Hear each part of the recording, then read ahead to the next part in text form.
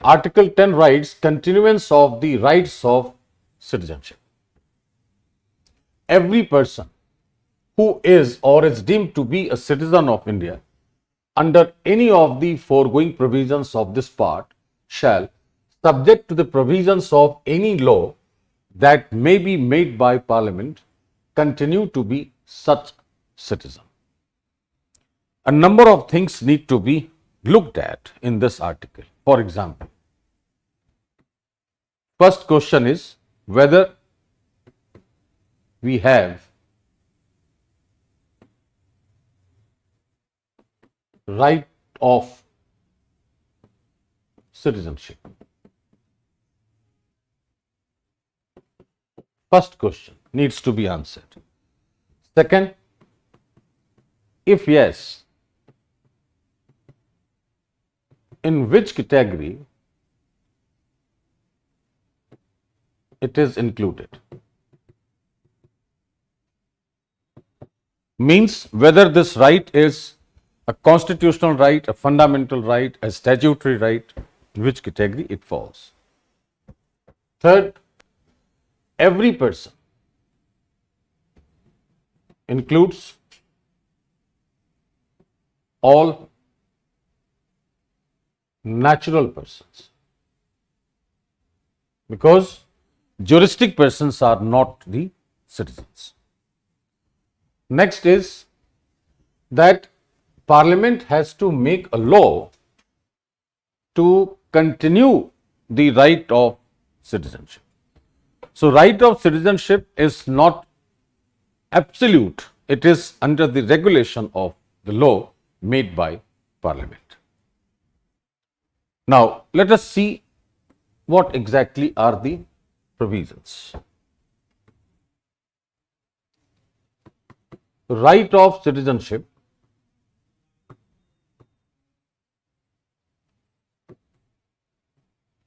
say Article 10 deals with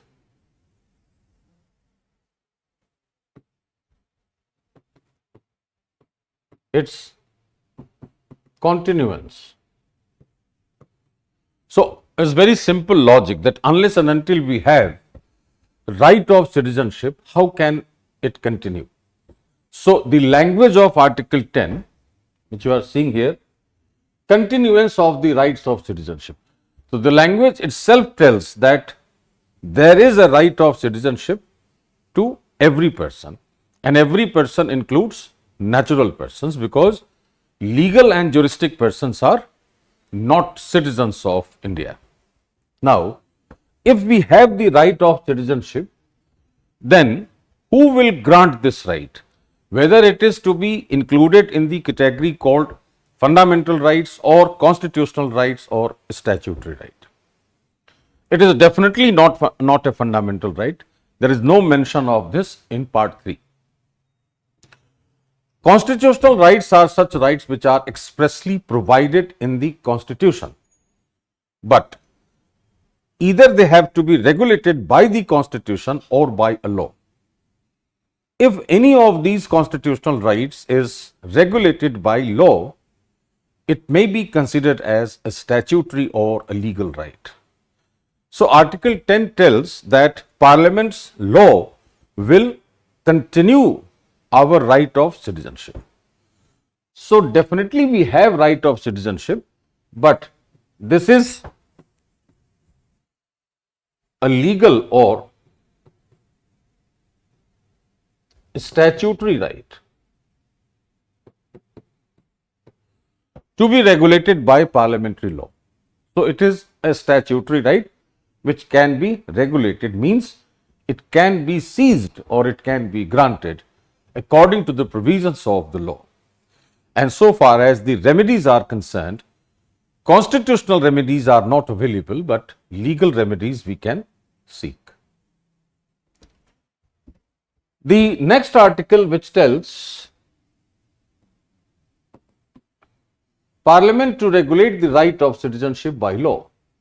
Nothing in the foregoing provisions of this part shall derogate, means reduce, from the power of Parliament to make any provision with respect to the acquisition and termination of citizenship and all other matters relating to citizenship. It means whatever is the provision given in Articles 5 to 10 that will not disrupt, that will not derogate the power of Parliament to make a law which will regulate not only acquisition and termination of citizenship, it will also regulate all matters relating to citizenship. So that shows that Parliament is the supreme body which will make a law to regulate every aspect of our right of citizenship, which is a statutory or a legal right, not at all a fundamental right. So we have the provision or option to go for or to seek legal remedies. Now let us understand its constitutional and other details.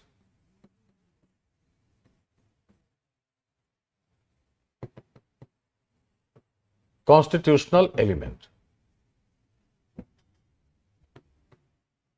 It is unionism. Signifies the unitary feature of India. Second, political.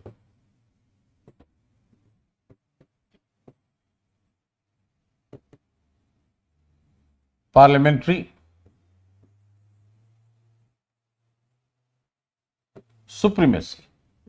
Parliament is the supreme authority to make a law. Third, or we can quote one more thing in political, that right to citizenship is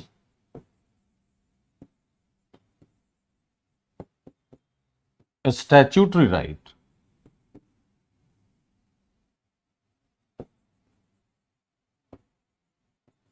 regulated by law. The administrative element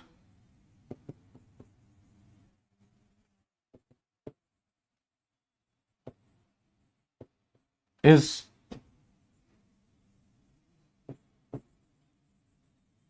supremacy of law on which rule of law is based. So that is the administrative component, that we have rule of law in India, and the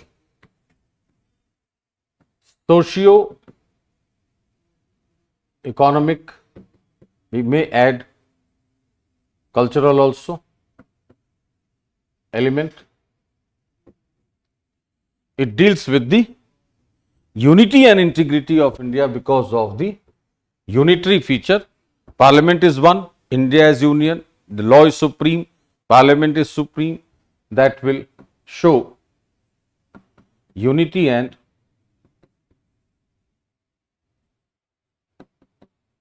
integrity of the nation. So these are the four essential elements, philosophical elements contained in Articles 10 and 11.